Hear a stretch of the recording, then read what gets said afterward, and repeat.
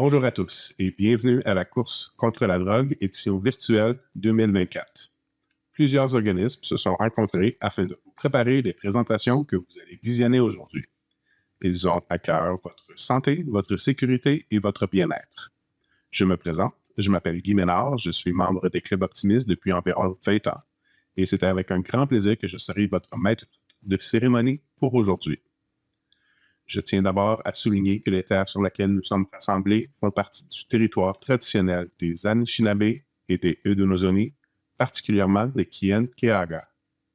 Pour commencer, le grand chef du Conseil Mohawk d'Akwesasne, Abraham Benedict, a quelques mots à nous dire, suivi d'une présentation de la part des services de police d'Akwesasne. Sego, hello, and greetings to all of you.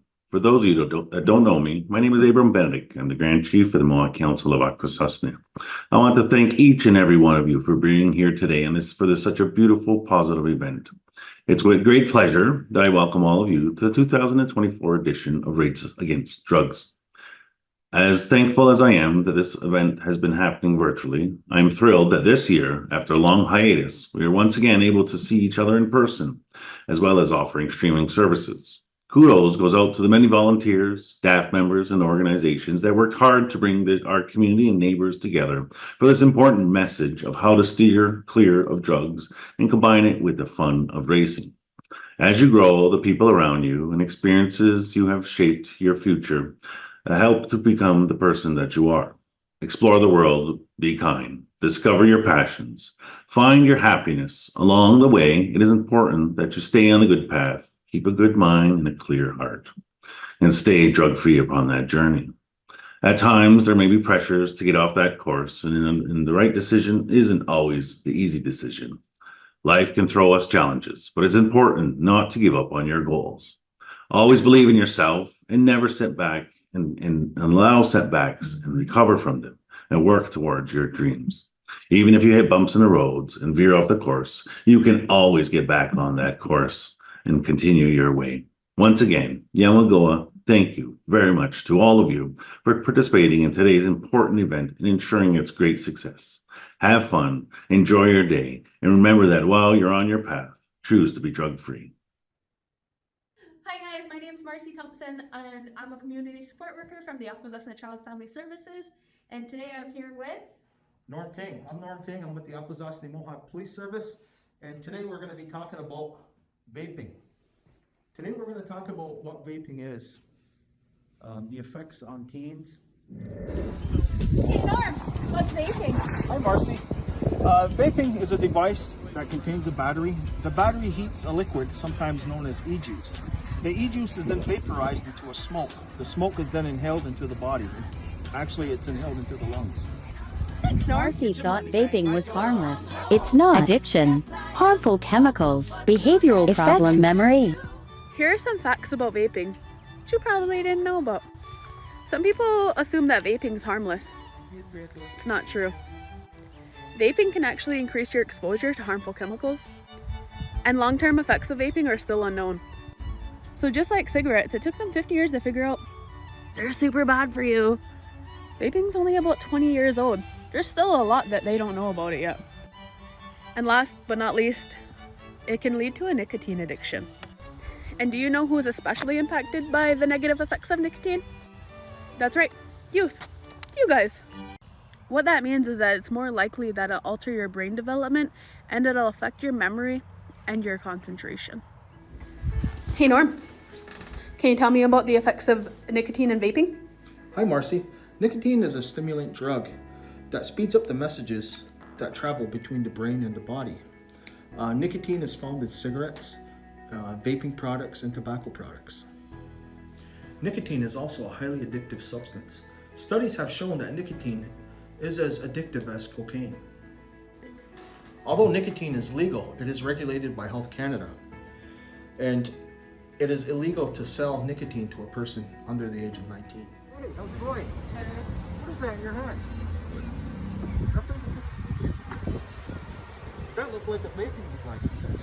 How old are you? 16? And I have it. You know as well as I do that you have to be 19 to possess it, right?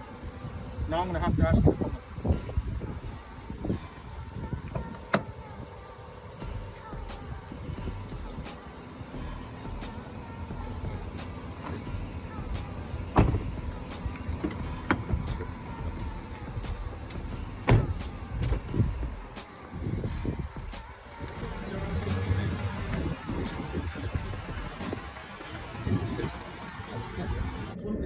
presentation.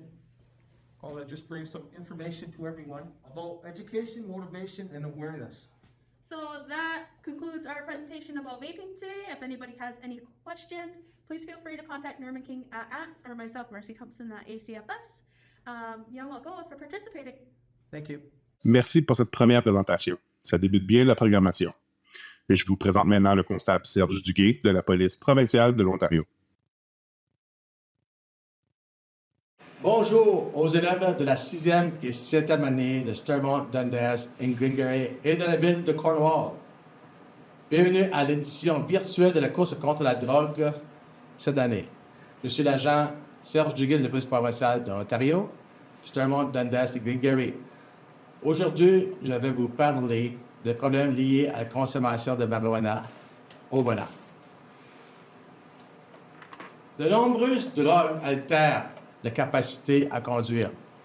Selon le type de drogue, elle peut réduire la vigilance, altérer la perception de la profondeur, nuire à la concentration et la capacité d'attention, ralentir le temps de réaction et affecter la capacité motrice de la fonction visuelle.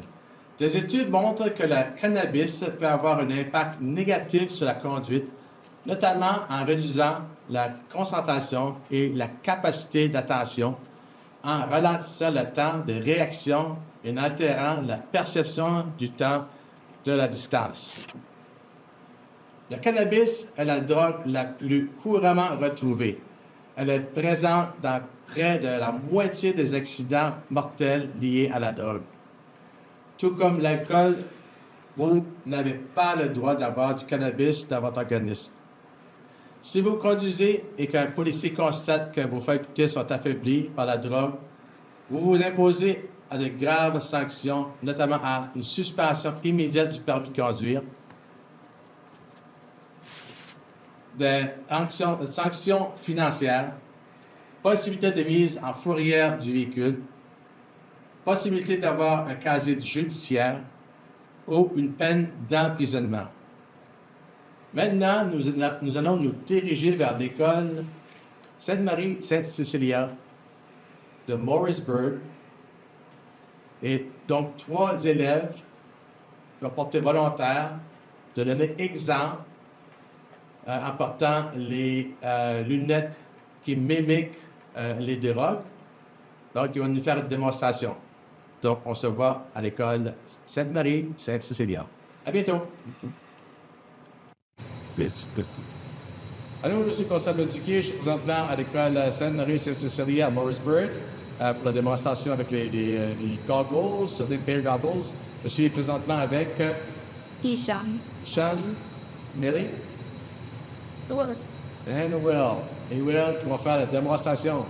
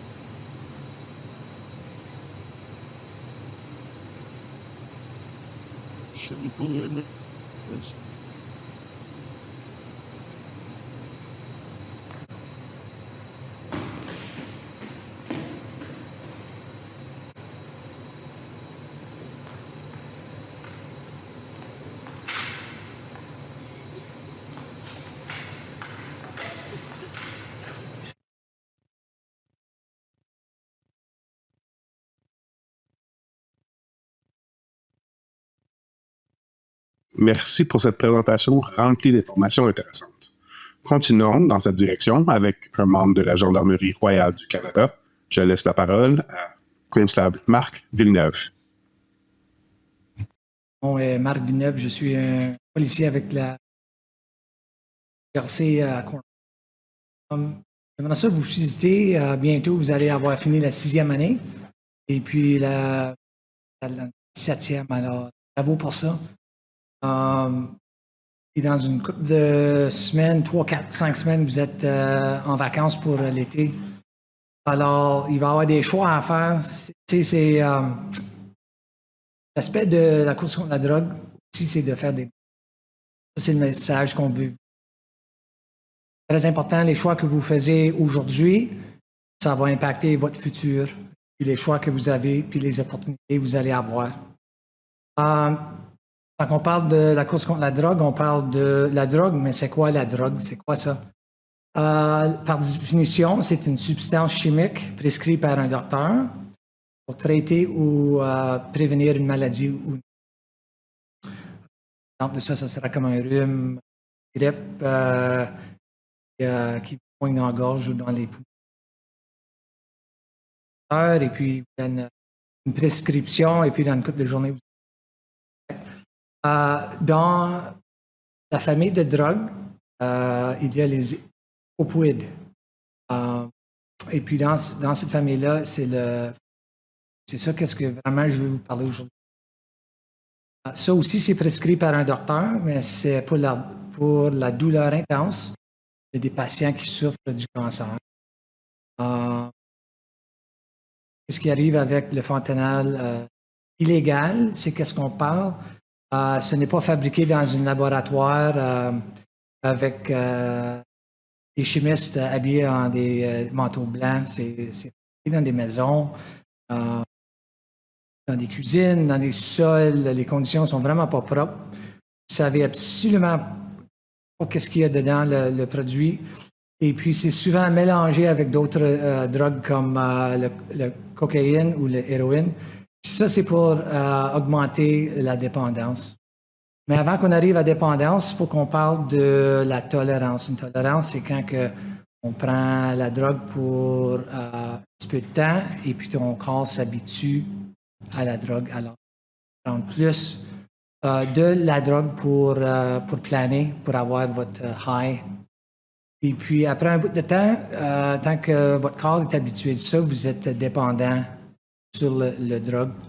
Qu'est-ce qui va arriver? C'est que vous allez vous vendre toutes vos affaires personnelles, les affaires personnelles de vos amis, de votre famille, pour soigner la dépendance.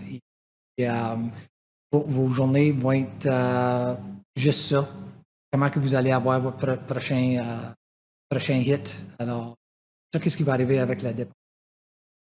Récemment, aux États, il y avait un incident où quelqu'un avait consommé du cannabis qui était mélangé avec du fentanyl. Et puis, le résultat était une surdose. Et puis, la personne est morte. Elle n'était pas au courant qu'il y avait du fentanyl contenu dedans. Le fentanyl, on ne peut pas le voir, on ne peut pas le sentir. Un morceau petit comme un brin de sable peut vous tuer.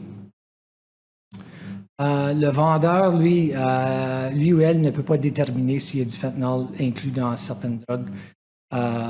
Éventuellement, le fentanyl aussi vient dans une forme de poudre. Ça peut être déposé sur un papier buvard ou une pilule, et puis vous êtes aussi capable de... Écoute, les amis, je ne peux pas stresser assez que le fentanyl, c'est vraiment, vraiment dangereux, au point qu'on a perdu tellement de monde. Pas juste ici à Cornwall durant les dernières années, mais tout partout. C'est vraiment quelque chose qu'on ne fait pas une farce avec, au point que nous autres, les policiers, gardent un contenant de Narcan. Si on vient en contact avec le fentanyl, c'est fort possible qu'on va se rendre sans connaissance.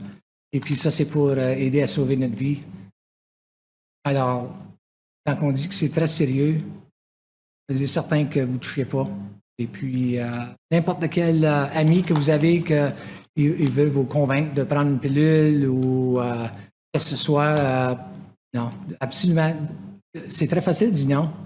Parce que mon chum peut dire hey, écoute, je l'ai pris la semaine passée puis j'étais correct. Oui, mais ça a un effet sur le monde. Une personne à une autre, c'est complètement différent. Alors, simplement dis non. Ça vient avec vos choix qu'on parlait tantôt. Je vous remercie beaucoup pour votre attention. Et puis, je vous introduis le directeur adjoint avec la police de Cornwall, Vince Foy. Merci beaucoup, Marc Villeneuve, pour cette information. On en apprend à tous les jours. J'espère que vous aussi avez appris quelque chose et que vous allez garder conseil de toujours dire non aux drogues. Poursuivons maintenant avec le service communautaire de la police de Cornwall. Bonjour, mon nom est Vincent Foy.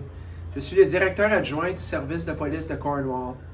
Et aujourd'hui, je vous invite à participer à la course contre la drogue 2024 en ce 26e anniversaire. Nous allons parler aux jeunes élèves de la 6e année qui proviennent de Cornwall, des comtés unis de SDG et également de Akwesasne. Ce programme communautaire vise à informer les participants quant aux effets dangereux de la drogue et à leur enseigner à dire non. Les participants pourront apprendre les impacts physiques, mentaux, sociaux et légaux de l'abus de drogue et d'alcool. Il y aura des messages clés sur l'importance de dire non aux drogues. Rien n'est plus important que votre santé et sécurité. Vous apprendrez que vous avez le pouvoir et la responsabilité de prendre des décisions éclairées. Je souhaite de passer un bon événement. Bonne journée. Mon nom, c'est Daniel Cloutier. Je suis un policier pour la ville de Cornwall. Je me présente, Daniel Cloutier, et non constable Cloutier, pour une raison simplement. C'est que je suis juste comme vous. Je suis humain. Et aujourd'hui, en disant ça, je veux vous parler un à un. De quoi? Qu'est-ce qui serait si important? C'est l'alcool au volant. C'est très dangereux. Mais Dan, tu n'as pas besoin de nous parler d'alcool au volant. On ne conduit pas. Oui, je comprends ça. Et je comprends que tu ne tiens pas à barre toute la soirée. Mais ce qui m'inquiète, là, c'est que vous embarquez dans un auto, dans une voiture, avec quelqu'un qui a pris de la boisson. Ben, Dan, je comprends pas ça. Pourquoi que le monde, ils font ça quand même? C'est dangereux. Oui, justement, c'est dangereux. Pensez-y bien. Un party de Noël, on a tous eu une de nos tantes, ou bien un oncle qui a pris un verre de vin, puis tu le vois marcher, puis on va dire qu'il perd sa balance. Bien, peux-tu imaginer cette même personne-là va embarquer dans un auto et le conduire? C'est très, très, très dangereux. Comme ça, en parlant de ça, venez avec moi pour un tour virtuel dans mon auto.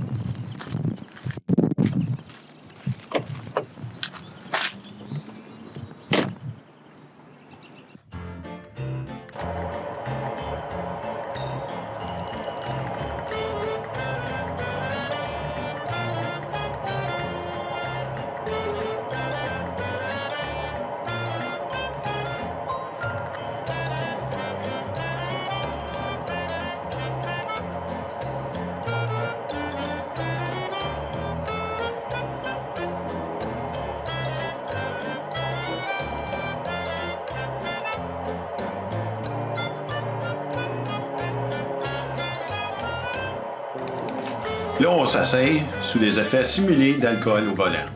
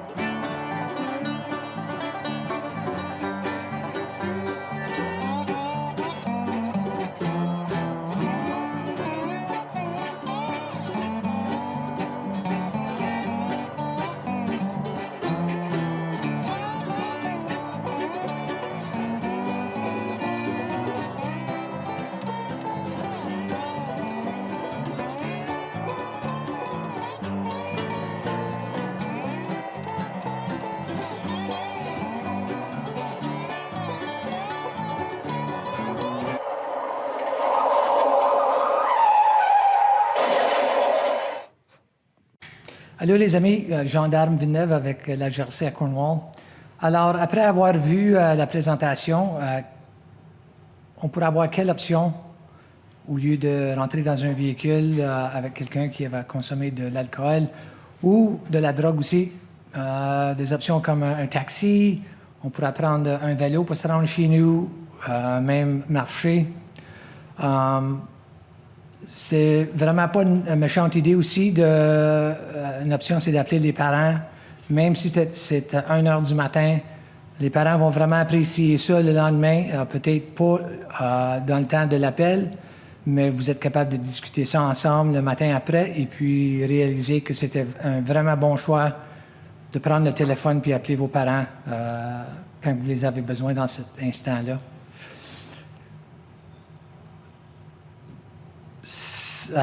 Plusieurs d'instants où que la police ont été chez vous à 2-3 heures du matin pour laisser vos parents savoir que un de leurs enfants sont décédés. C'est une fois de trop. Alors, faites des bons choix pour le restant de votre vie et puis soyez prudents. Ça me donne la chance de vous introduire avec Joël Richer de Les Arts martiaux. Merci beaucoup. Bonjour, mon nom c'est Sivou Joël Richer des écoles d'arts martiaux Pagno. Et en pause d'entraînement en ce moment. Et là, on va se lever debout, on va bouger un peu. Se lever debout, on se laisse de la place. Si on peut avoir de la place dans la salle de classe, puis on va bouger un petit peu. Okay? C'est Malik qui va m'aider aujourd'hui. Malik vient de l'école de Marie-Tanguy à Cornwall, puis c'est lui qui va faire les exercices avec vous autres.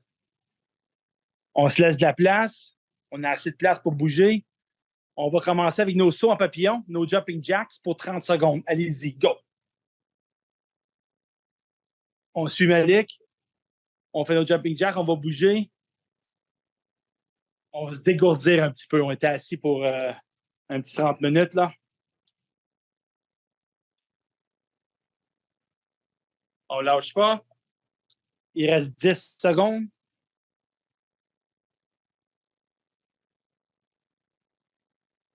Et on arrête. Là, maintenant, on va faire nos squats, des relèvements assis, mais on va faire nos squats un peu différents. Puis, on va faire une squat, on va faire un coup de pied. Squat, un coup de pied avant, squat de gauche à droite, droite à gauche. Et on y va pour 30 secondes et allez-y, go. Une belle squat.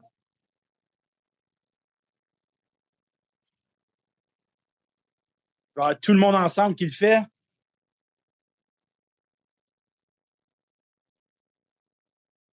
Avoir une bonne santé, c'est très important.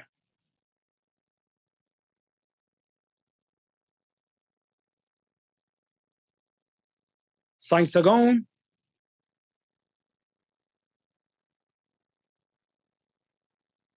Et stop, c'est beau. Là, maintenant, on va s'étirer un petit peu. On va faire nos leg raise. Ça veut dire qu'il va prendre sa jambe et il va la soulever vers le haut, le plus haut possible. La jambe arrière, on met un pied en avant de l'autre et on reste les orteils pointés vers le haut et on swing notre jambe le plus haut possible. On va en faire pour 20 secondes chaque côté. Allez-y, go. On fait seulement un côté ensemble. Bonne flexibilité. On va s'étirer un petit peu. Un bon ballon. Bonne coordination.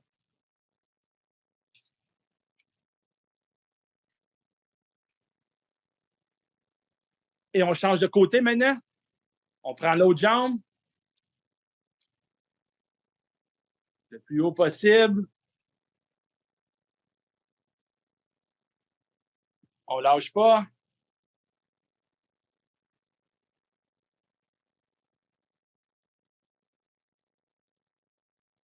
Et stop, c'est beau là maintenant. On va se mettre les mains sur les hanches. On va faire nos lunges.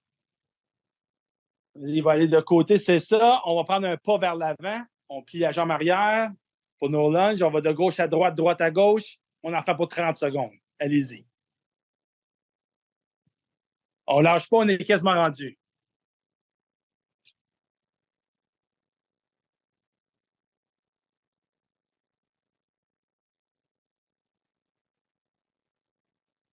On reste le dos droit.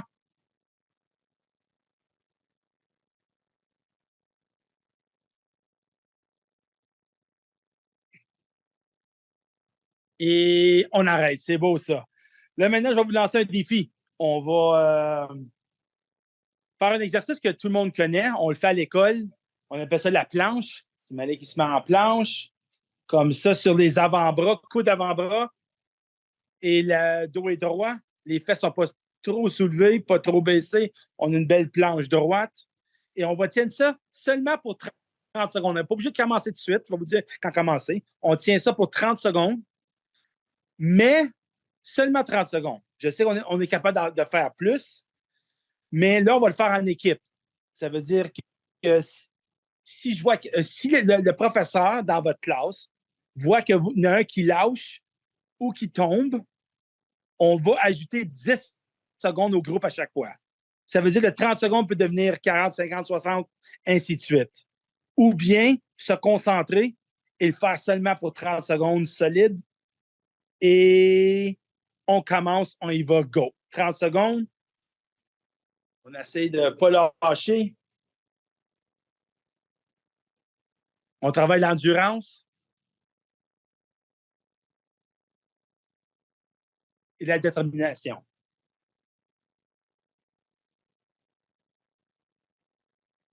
On ne lâche pas, on est quasiment rendu. Si personne lâche, il reste 10 secondes.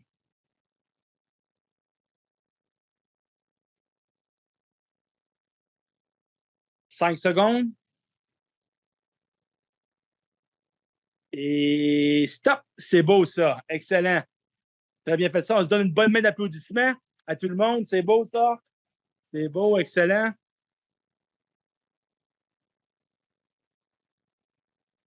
C'était notre pause d'entraînement. Vous avez très bien fait ça. On n'oublie pas de tout le temps dire non aux drogues, parce que ça peut affecter nos activités qu'on fait à tous les jours, nos sports, nos activités physiques, activités mentales, comme vous avez vu dans les présentations avant, que vous allez voir et tout après moi, que ça peut affecter vos habiletés, votre vitesse, votre force, votre agilité, coordination, ballon, ainsi de suite. C'est pour ça qu'on dit tout le temps non aux drogues. Merci beaucoup d'être là. Quelle belle présentation de la part des arts martiaux Pat Node. Merci beaucoup, Joël Richer, pour cette démonstration. Vous savez, à l'arrivée des belles températures, nous allons probablement passer beaucoup de temps à l'extérieur. On pourrait faire les exercices de tantôt à l'extérieur. Il y a plein de choses que l'on pourrait faire dehors. Il ne faut juste pas oublier de les faire en toute sécurité. Voici maintenant une agent de conservation, Rupert, du ministère des Ressources naturelles.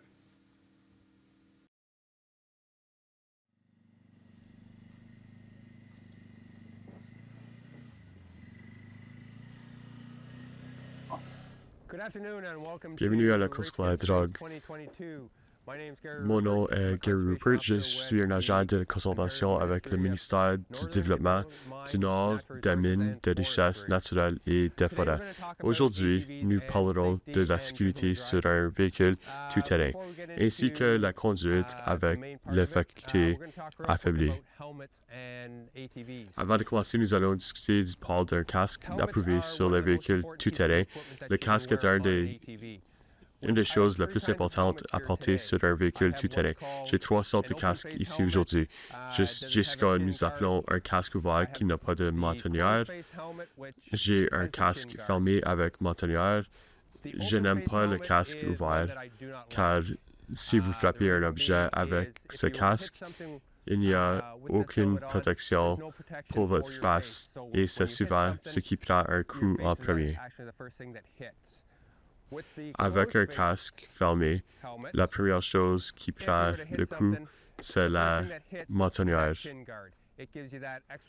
Ça vous donne une couche de protection plus élevée. Ce casque est bon, mais malgré qu'il soit vieux, je l'utilise pour des démonstrations et il est adéquat. Le casque que je porte quand je travaille est le casque fermé. La visière se lève au complet si vous voulez l'enlever. Il vaut vraiment le prix le plus élevé que vous devez payer pour un casque de qualité. Alors, maintenant, parlons de la sécurité sur un tout-terrain qui est vraiment ce dont je veux vous parler pour cette course contre la drogue. Les tout-terrains sont plaisants et nous apportent beaucoup de plaisir et plaisir à les conduire, mais ils peuvent être aussi très dangereux. Vous devez les traiter avec respect et vous devez faire attention. Une chose qu'on voit le plus souvent, c'est des gens qui conduisent sans leur casque. Ceci est une infraction majeure de sécurité. Vous pouvez être sûr que nous vous arrêterons et nous vous questionnerons pourquoi vous ne le portez pas. Un autre problème, c'est les gens qui conduisent avec leur faculté affaiblie. Toutes les années, nous voyons de nombreuses personnes qui pensent qu'ils peuvent prendre une ou deux boissons alcoolisées et ensuite aller conduire leur tout-terrain qui pèse 600, 700 livres. Ils conduisent dans les trails à 40, 50, 60 000 à l'heure.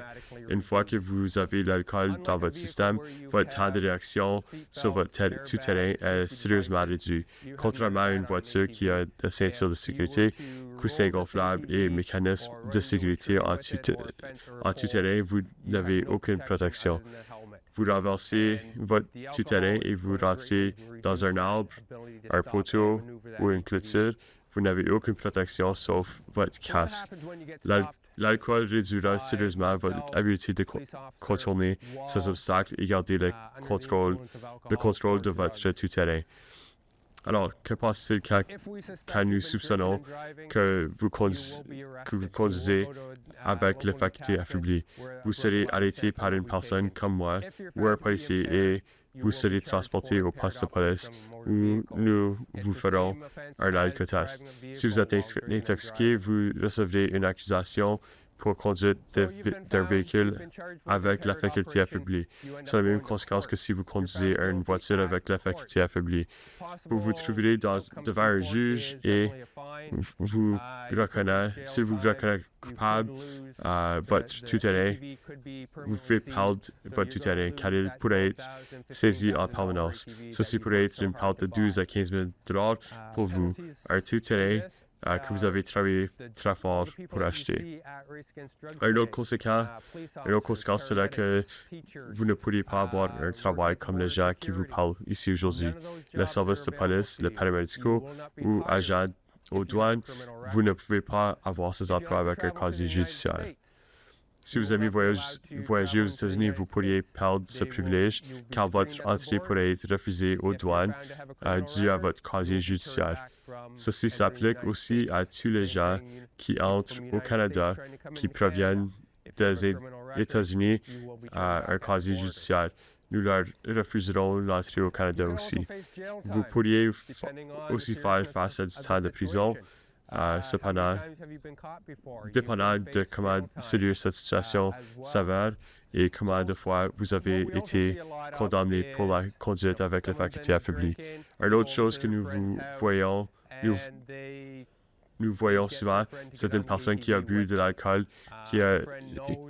qui va chez un ami pour faire du tout-terrain. Ses amis savent qu'il a bu et que leurs facultés sont affaiblies, mais dû à la pression des pairs, ils embarquent sur le tout-terrain avec eux. Ils roulent à 40 ou 50 000 à l'heure et ils perdent contrôle de leur tout-terrain dû à la boisson et frappent un arbre ou un poteau. Le chauffeur est éjecté et a des blessures mineures, mais le passager frappe l'arbre à 60 000 à l'heure et meurt sur la scène. Je connais au moins 3 cas comme ça ici dans cette région. Le chauffeur était sous les effets de drogue et alcool et il tue leur meilleur ami. Cette personne doit maintenant vivre avec cette tragédie pour le reste de leur vie et toutes les conséquences qui en découlent. Comme je vous ai dit précédemment, je veux vous voir avoir du plaisir sur vos tout-terrains, mais traitez-les avec respect, conduisez-les avec respect et soyez prudents. Jouez dans la boue et passez du bon temps en toute sécurité. J'espère vous voir sur le trail bientôt.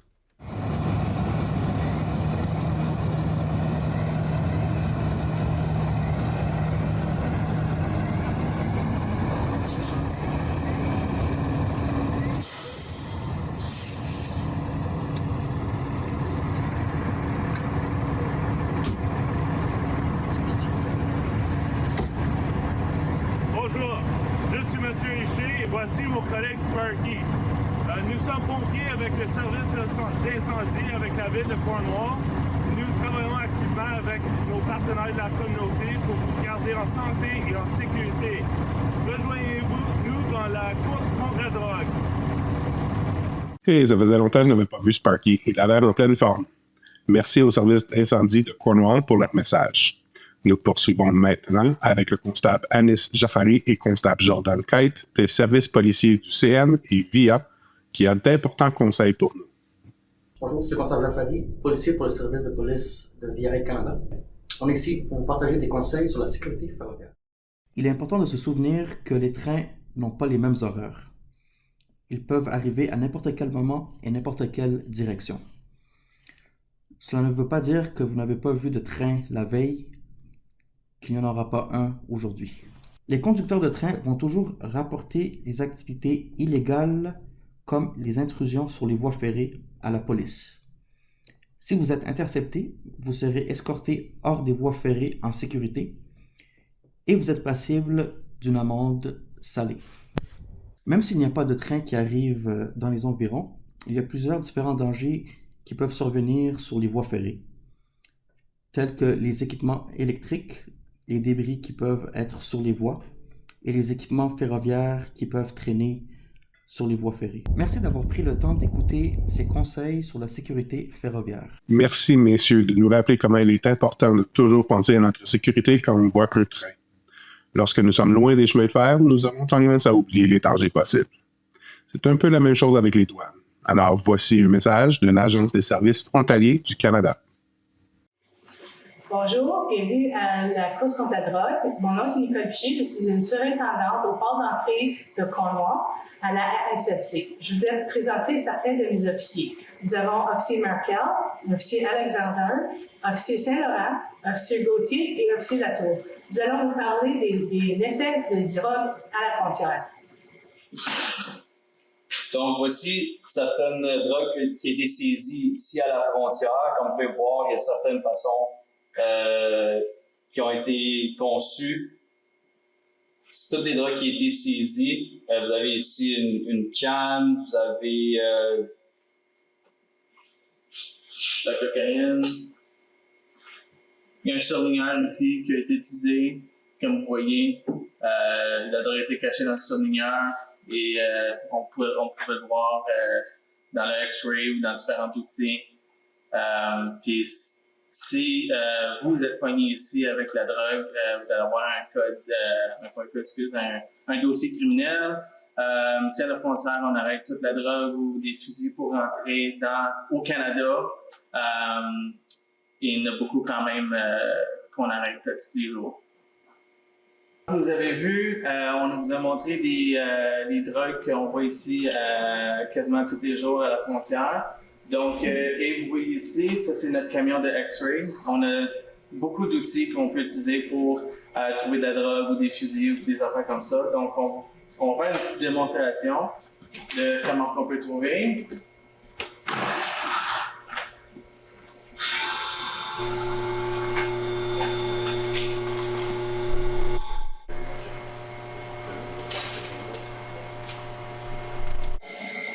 Donc, juste pour vous démontrer un autre outil qu'on utilise, c'est aussi utilisé à les aéroports très souvent. Donc, ça s'appelle le Ion Scan. C'est pour détecter n'importe quelle substance qu'on ne peut pas voir de nos yeux. Donc, juste pour montrer un exemple, on a fait un petit swab du téléphone ici et on va le mettre pour voir s'il va détecter quelque chose.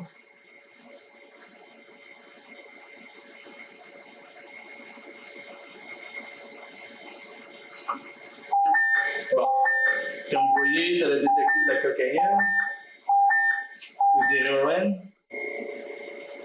Donc, avec cette alarme-là, on peut maintenant faire une plus grosse enquête dans la voiture ou sur la personne pour vraiment voir si on peut trouver de la drogue qu'on n'a pas trouvée initialement. Ça veut dire que peut-être c'est caché sur eux.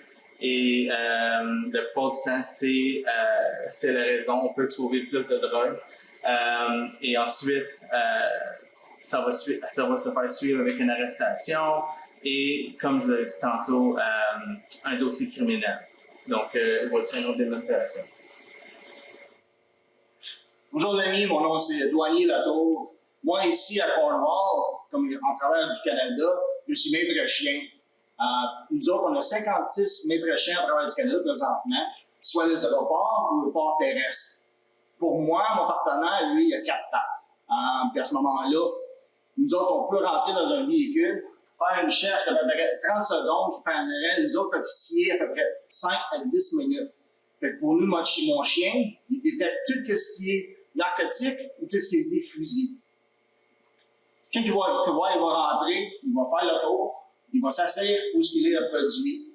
À ce moment-là, vous allez entendre, moi, présentement, comme que je parle, je vais être plus haut, puis il va être plus excité à ce moment-là. C'est comme qu'on sait qu'il va trouver le produit comme c'est là.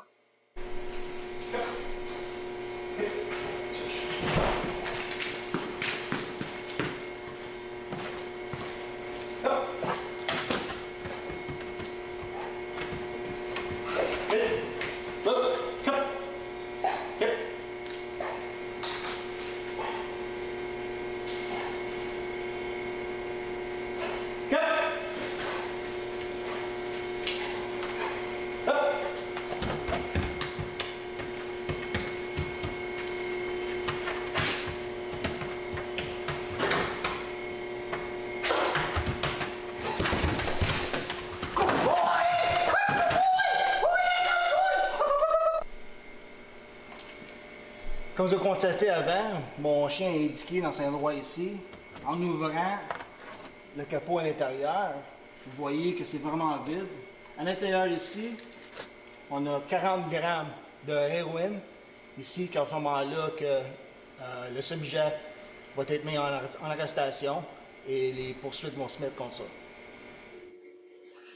Et comme vous avez constaté, ça n'a pas pris de temps pour qu'il rentre à l'intérieur et qu'il trouve le produit. À ce moment-là, pour moi, comme maître chien, je sais que le produit est là. Je passerai le produit aux officiers. À ce moment-là, on mettrait la personne en arrestation.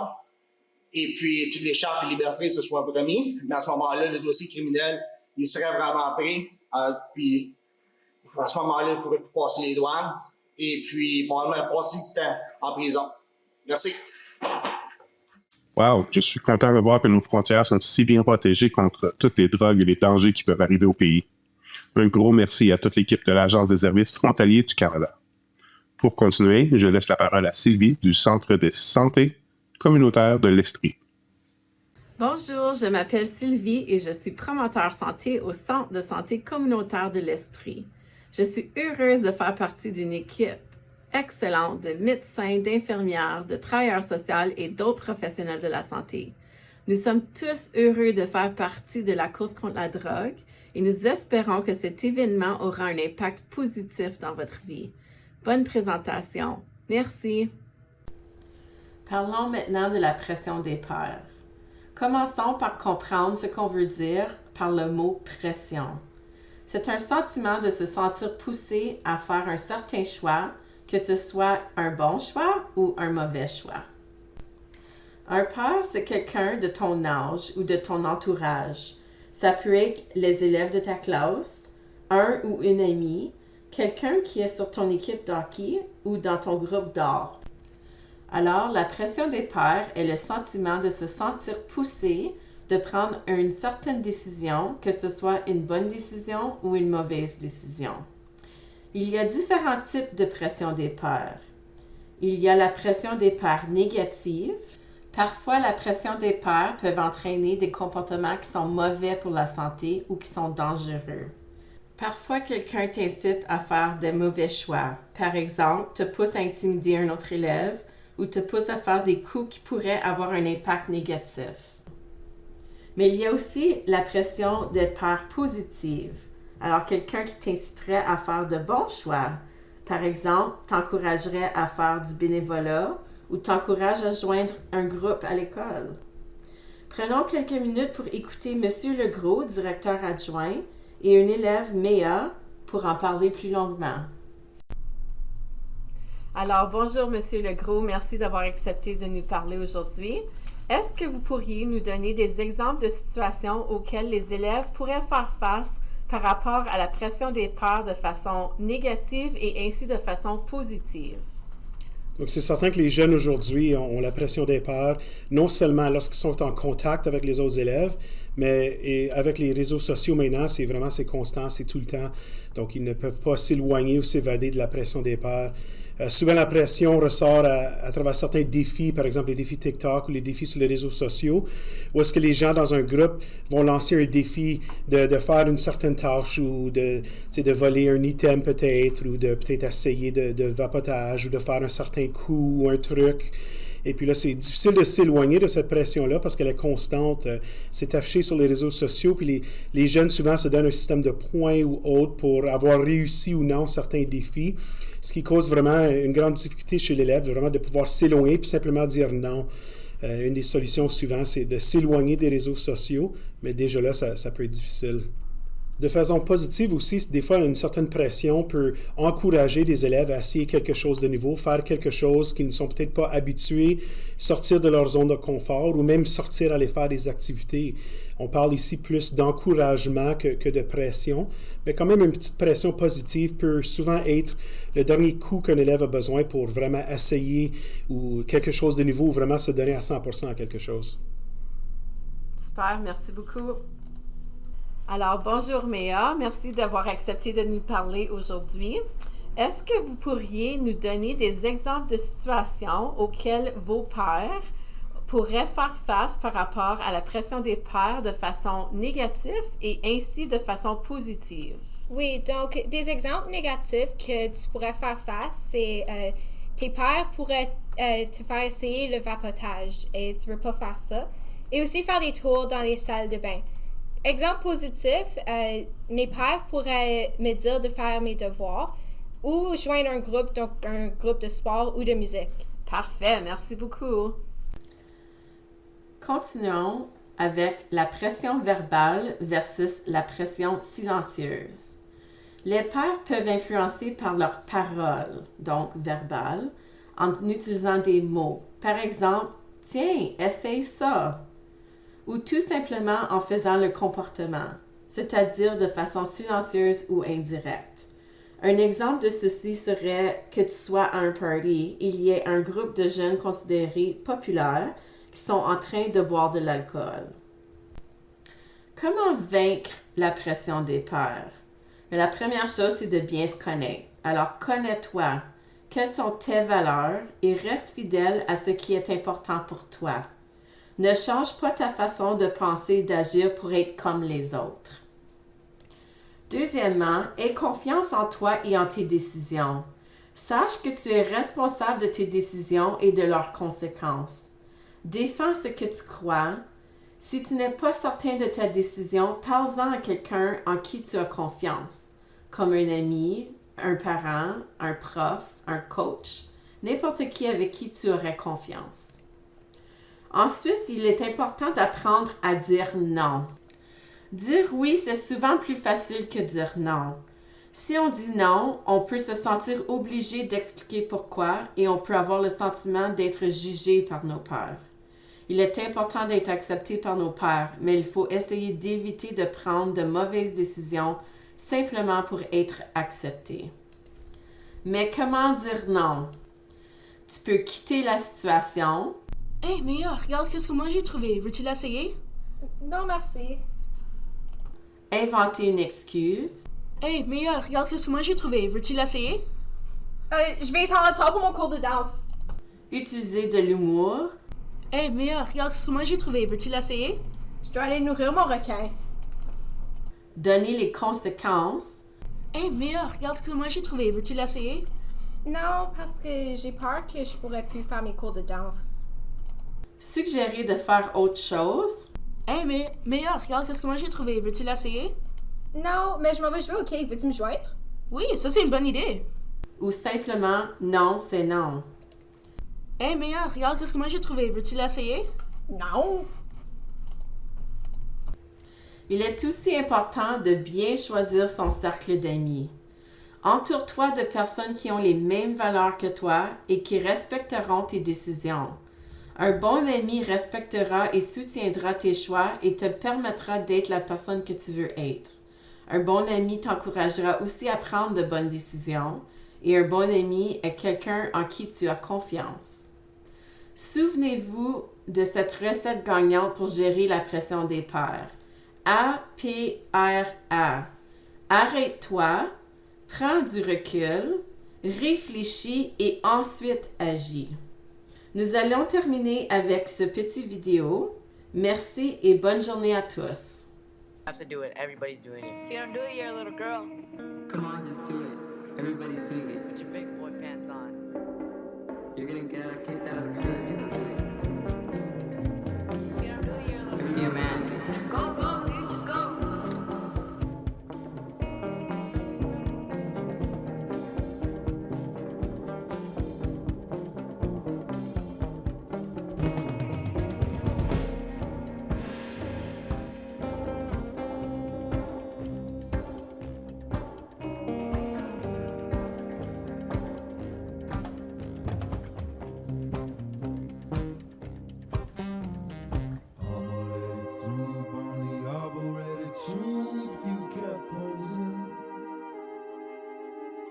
Sat down in the suit, fixed on up it wasn't you, by finished closing.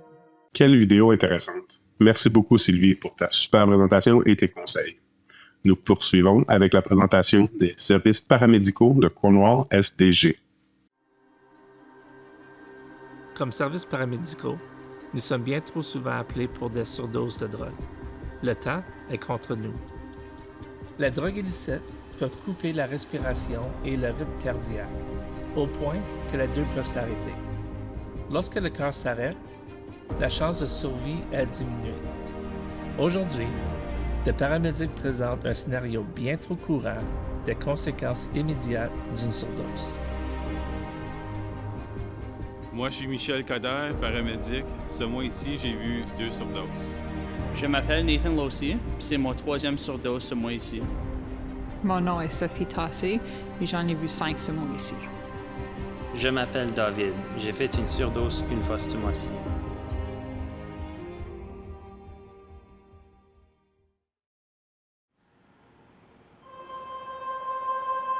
Code 4, homme de 18 ans, overdose de drogue, possible ASV, envoi de l'UIP.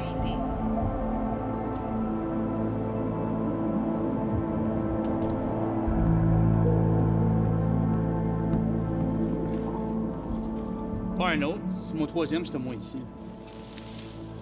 Je te comprends. C'est comme une petite partie de moi se déchire à chaque fois qu'on en voit un. Je n'imagine même pas comment ça doit être dur pour la famille.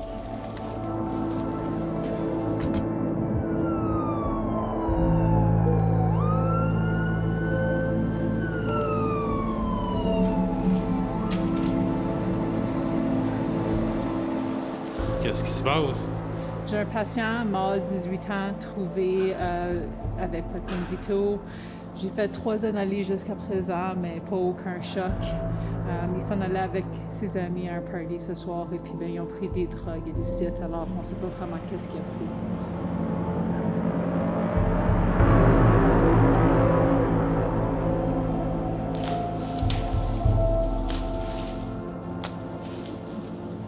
Sérieux? Un jeune de 18 ans, puis son cœur s'arrête. C'est surtout à cause de la drogue. J'espère qu'on n'est pas trop en retard. Ça fait depuis 13 ans que je fais la course contre la drogue avec beaucoup de succès. Mais récemment, les surdoses ont augmenté par 400%. Habituellement, je faisais 3 surdoses par année. Maintenant, je suis rendu à 3 par mois. Je suis fatigué. Je déteste faire ça. Ça me rend pas de plaisir. Quelque chose doit changer. En tant qu'ambulancier, c'est pas rare de voir les gens mourir, soit d'un accident d'auto, le cancer ou d'autres maladies. Les aînés sont habitués de faire de l'ombre, puis les jeunes, ils meurent avec respect puis honneur. Mais les surdoses, il n'y a aucune raison. Je ne comprends absolument rien.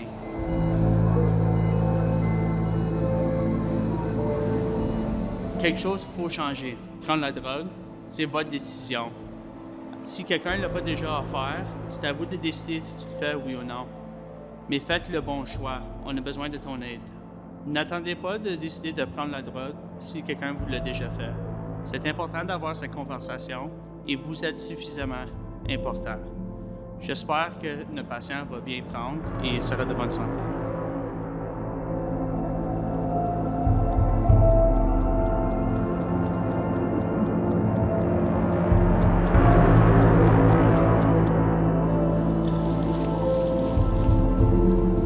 Allô, Doc? Oui, on a un homme mâle, 18 ans. Il est sans signes vitaux, suivi d'une surdose de drogue illicite. On a fait 3 analyses, pas aucun choc, et puis on t'appelle pour une terminale. Oui, justement. Arrêtez, on a reçu notre ordre de termination. Merci. L'OAR, l'ordre d'arrêt de la réanimation. On a fait tout ce qu'on pouvait pour ce patient et rien va changer ça. Ce patient était mort avant même que les ambulanciers arrivent et maintenant, il n'y a plus rien qu'on peut faire. Ce jeune homme de 18 ans va jamais voir ses 19 ans. Puis maintenant, qu'est-ce qu'on va dire à ses parents?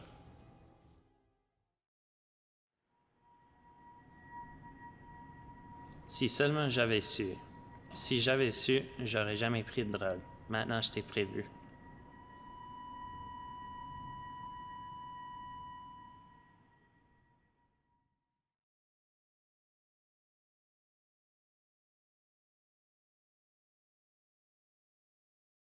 Wow, quelle vidéo marquante. C'est là qu'on comprend qu'il vaut mieux prévenir que guérir et penser avant d'agir. Merci beaucoup à l'équipe de services paramédicaux de Cornwall STG. Je veux aussi vous dire un gros merci à vous tous d'avoir été parmi nous aujourd'hui pour cette présentation et j'espère que vous allez en parler à tout le monde autour de vous parce que la sensibilisation est tellement importante. Notre dernière vidéo est en hommage à tous nos commanditaires qui travaillent très fort pour assurer votre sécurité et votre santé. C'est grâce à eux et à leur dévouement que la course contre la drogue est possible. Merci à tous. Bonne fin de journée. Je vous laisse avec la dernière vidéo.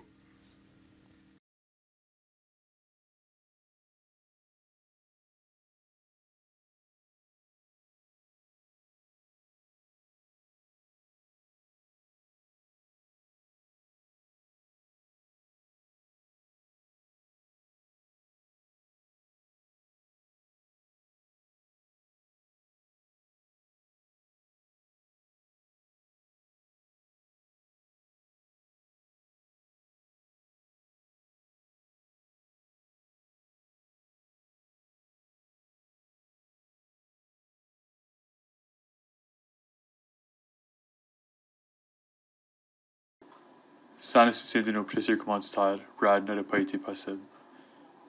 N'oubliez pas de dire non aux drogues et surtout, restez en sécurité.